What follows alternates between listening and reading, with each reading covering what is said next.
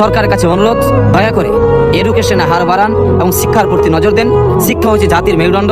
যদি শিক্ষা যদি না থাকে তাহলে একজন স্টুডেন্ট কখনো কোনো ব্যবসা করতে পারবে না, কোনো একটা ভালো পর্যায়ে পৌঁছাতে পারবে না।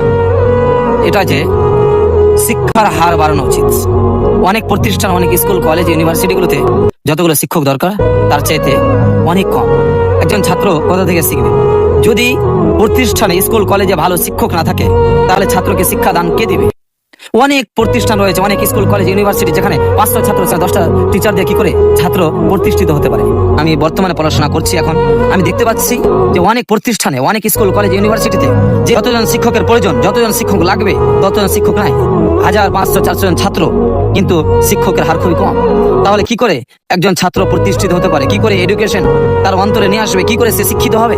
তাই আমার সরকারের কাছে অনুরোধ, দয়া করে এডুকেশনের হার বাড়ান এবং শিক্ষার প্রতি নজর দেন। শিক্ষা যদি থাকে, শিক্ষা হচ্ছে জাতির মেরুদণ্ড। যদি শিক্ষা যদি না থাকে তাহলে একজন স্টুডেন্ট কখনো কোনো ব্যবসা করতে পারবে না, কোনো একটা ভালো পর্যায়ে পৌঁছাতে পারবে না। তাই সরকারের কাছে অনুরোধ, যাতে করে স্কুলের প্রতি, কলেজ, ইউনিভার্সিটির প্রতি দেখে, যাতে করে শিক্ষক যেখানে লাগবে ততটা দেওয়ার চেষ্টা